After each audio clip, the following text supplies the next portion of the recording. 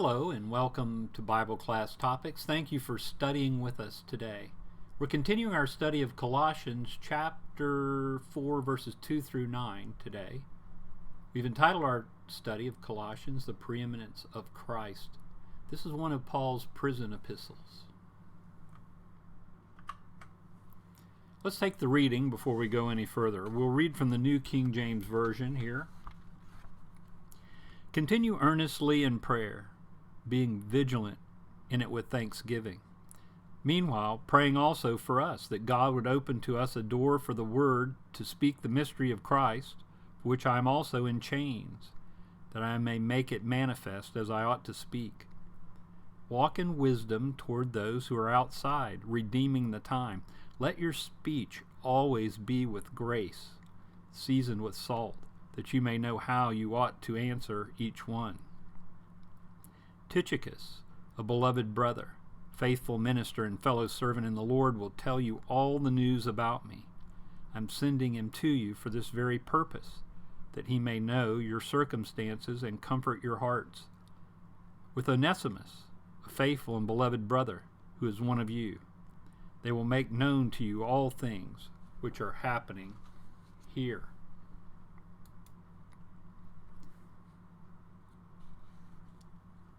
Here is the overview of our study. We've already talked about chapter 1, doctrine, Christ's preeminence declared. Chapter 2, danger, Christ's preeminence defended. And now we're closing in on the end of our study by looking in chapters 3 and 4, duty, Christ's preeminence demonstrated. These are headings that I took from Warren Wiersbe's commentary on the book of Colossians. Duty, Christ's preeminence is demonstrated. In chapter 4, we see that's demonstrated in shining your Christian light. And here in this study, we'll look at Paul's request for prayer and advice concerning social conduct, regarding persistence in prayer, regarding conduct before outsiders. We'll look at duty in Christian service. We'll begin this part of our study, and we'll conclude it, Lord willing, with our next lesson. But in chapter 4, verses 7 through 9, we see what is happening with Paul's assistant Tychicus and also with the slave Onesimus.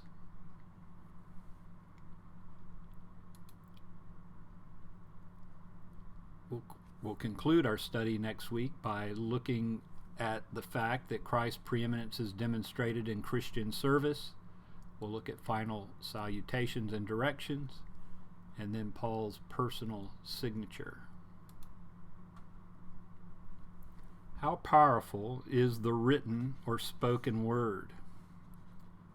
We know in our society it's very powerful. We know a mortgage is powerful, deeds are powerful, wills are powerful. We know that a man is pronounced innocent or guilty upon the word of a jury. What about when your doctor comes back and he tells you that you have cancer, or he tells you that their findings are benign? Think of that power. Think about someone like Adolf Hitler. For every word Hitler wrote in his book Mein Kampf, 125 people died in World War II. The power of speech is God's gift, and we must use it according to His will. In his short epistle, James, the Lord's brother, lists 3 aspects of the power of the tongue. He says the tongue, the power of speech, has the power to direct. He called it a bridle and a rudder. He told his readers that the tongue had the power to destroy. He referred to it as a fire and a poisonous animal. In the same token, the tongue also has the power to delight. He talked of the tongue as being a fruitful tree and a fountain. Therefore, the tongue can accomplish great things for either good or great things for evil. Paul will show us 4 great and good things that can be done for God with our speech. First, he'll talk about praying, then proclaiming the word, then sharing the gospel, and then we'll close out our lesson today talking about sharing one another's burdens.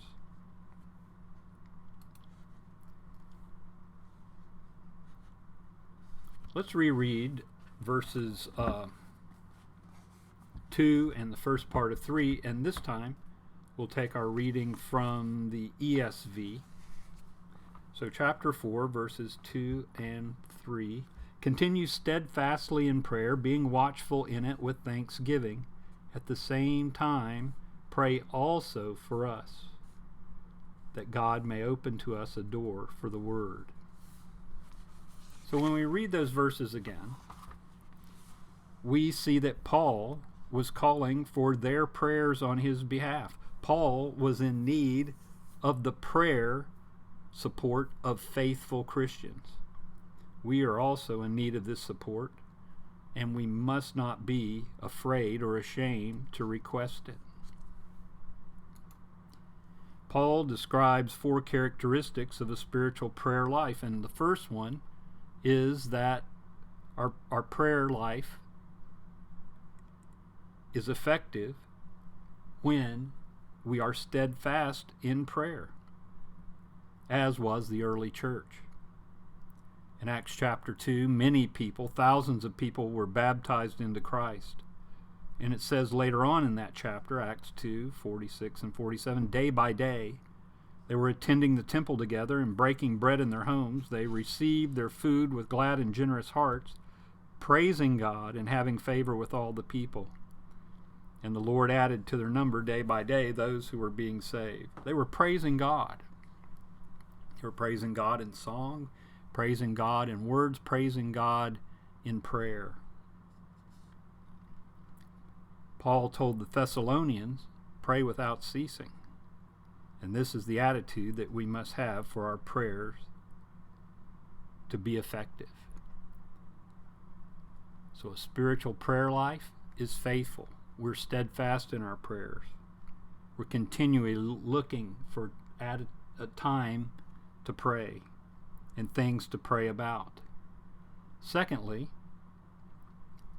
our prayer life must be watchful.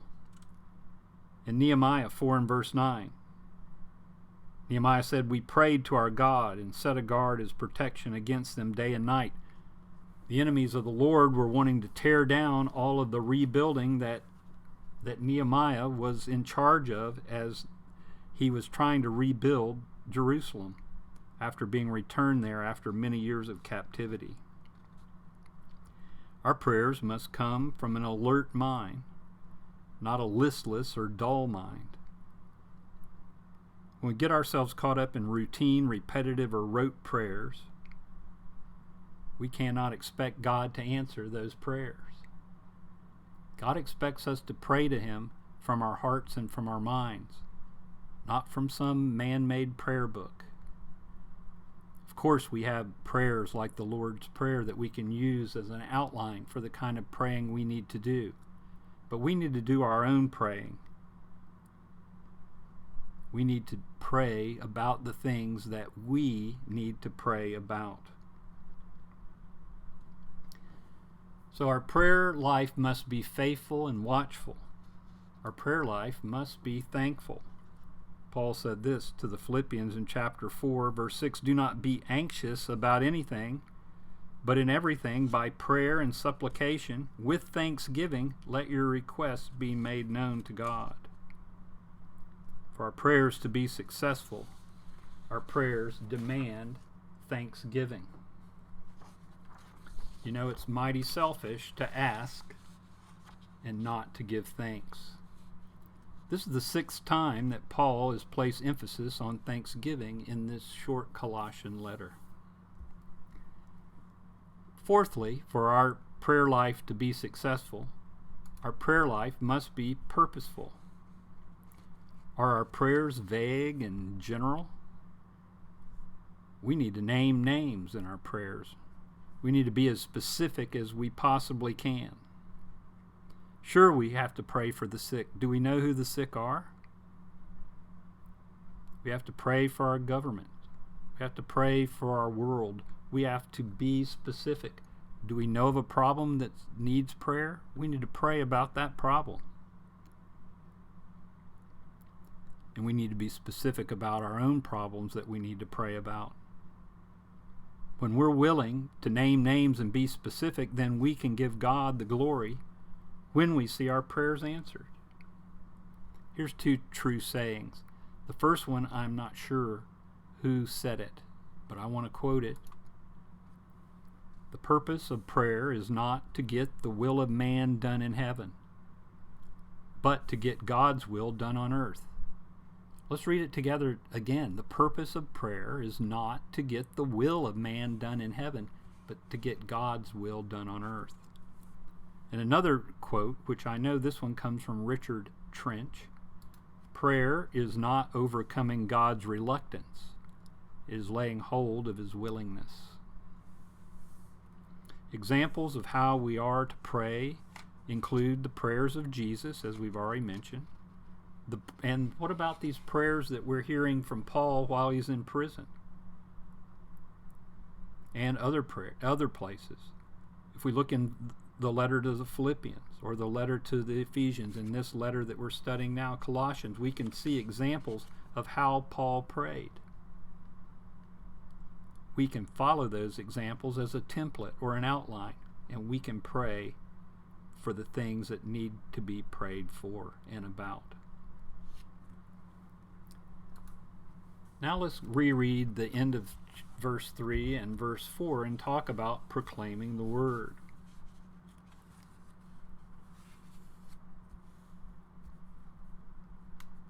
That God may open a door for the word to declare the mystery of Christ, on account of which I am in prison, that I may make it clear, which is how I ought to speak. We have a few things to say here. Paul never prayed for personal safety. Paul never prayed for material help. Paul always prayed for spiritual character and blessing for himself. Why was Paul even imprisoned? He was in prison because of his stand on how God felt about the equality of the Gentiles. He explains this very well, and you can see it happening in real time if you turn to Acts 21, verse 18, and read down through Acts 22, verse 30. This is the story of him returning to Jerusalem, being taken prisoner by the mob, turned over to the Romans, and accused of bringing Gentiles into the temple area, which he never did. But because of his relationship with the Gentiles, the Jews wanted him killed. Paul was in prison, and in a way blessed to be in prison, because if the Roman tribune had left him under the care, and I'm using care very loosely here, if he would have left him under the care of the mob, he probably would have been killed, much like Stephen had been killed earlier by the mob. Even some of the believing Jews that had converted to Christianity, held bigoted views concerning the Gentiles' rights and position within the church. Paul had been fighting this bigotry from the beginning of his ministry, and continues the fight even from his prison cell. How could he do this? He could do it through his visitors and even his guards. We know from the book of Philippians that the gospel was carried into Rome. The most important thing we can do to help the gospel be proclaimed is to pray for our teaching programs, to pray for our preacher, to pray for our other efforts, to pray along with me for the effectiveness of this YouTube ministry that I've been doing now for a little over 2 years.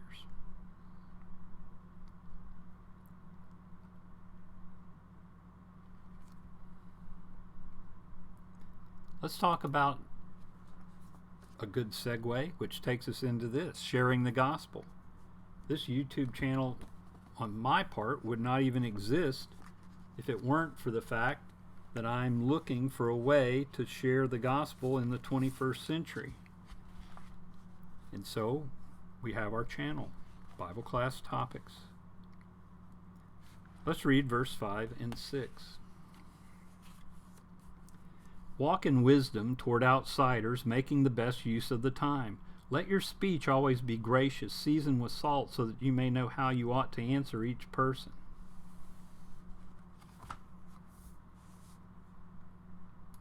The job of preaching the gospel does not lie solely with the preacher or the pastor or the Bible class teacher. We as individual Christians have a duty in this manner. We must walk a Christ-like walk and talk the Christ-like talk.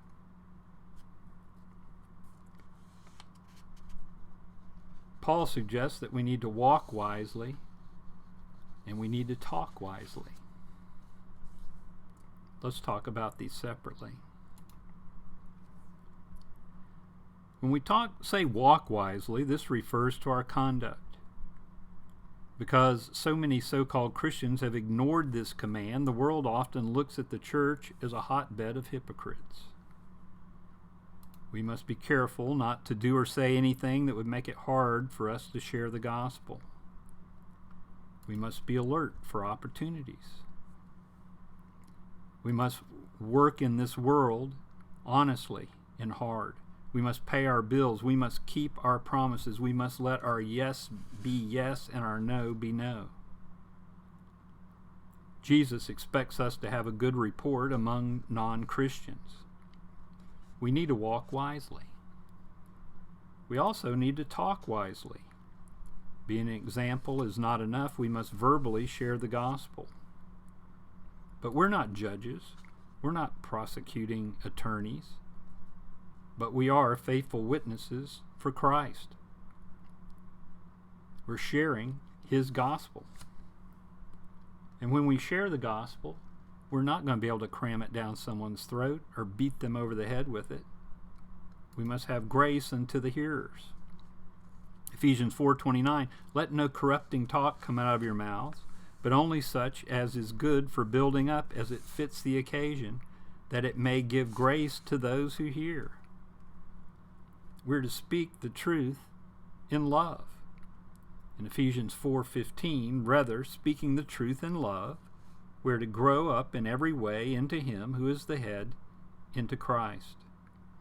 And as we said, from our reading of Ephesians 4:29 and our reading here in Colossians, we must season our speech.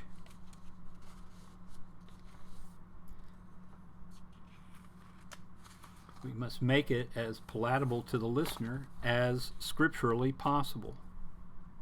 We must temper our speech with meekness and fear. Peter said this in 1 Peter 3:15, but in your hearts honor Christ the Lord as holy, always being prepared to make a defense to anyone who asks you for a reason for the hope that is in you, yet do it with gentleness and respect. The true Christian will combine character, conduct, and conversation to properly share the gospel with his friends and neighbors. The last point we want to make is we need to be willing to share one another's burdens. Let's read verses 7, 8, and 9. Tychicus will tell you all about my activities. He is a beloved brother and a faithful minister and a fellow servant in the Lord. I have sent him to you for this very purpose, that you may know how we are, and that he may encourage your hearts. And with him Onesimus, our faithful and beloved brother, who is one of you. They will tell you of everything that has taken place here. In our next lesson, Lord willing, we'll talk about some more people that Paul wants to commend, and at least one person that he wants to warn them about. When we share our burdens with each other, That's when we can encourage and we can assist each other. Tychicus shared Paul's burdens and was helpful in many ways, such as being the bearer of this particular letter.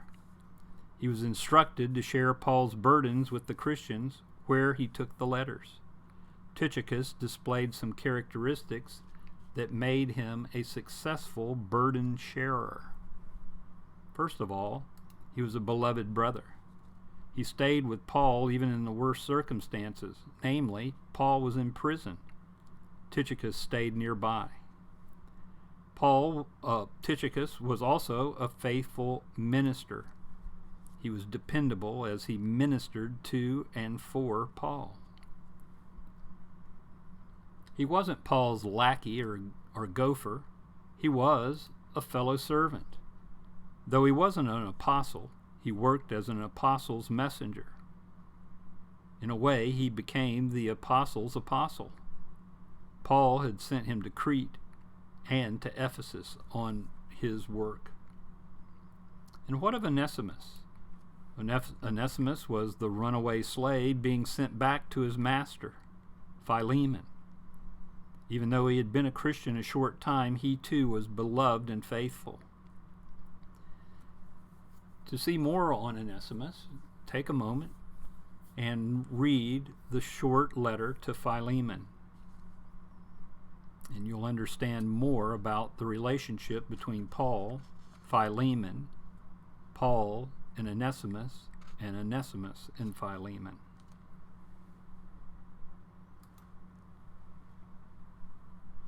The duty of these men, in this case Tychicus and Onesimus, was to encourage the Colossians and inform them concerning Paul's situation. Many people today, including Christians, use their tongues to gossip or criticize or for other sinful purposes.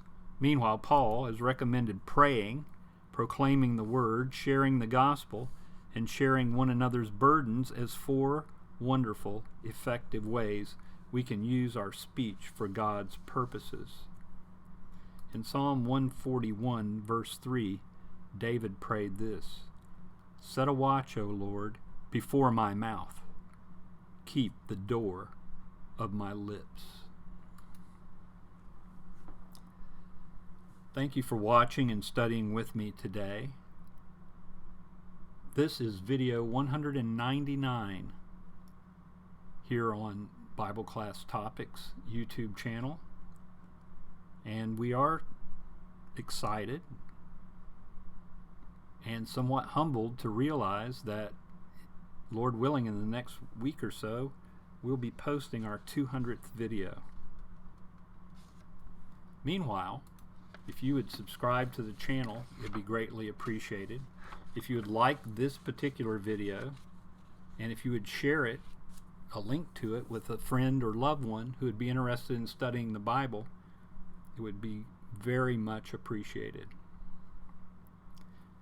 We're looking forward to our next and final lesson, Lesson 12, as we finish our study of Colossians in the next week. Until then, may God bless.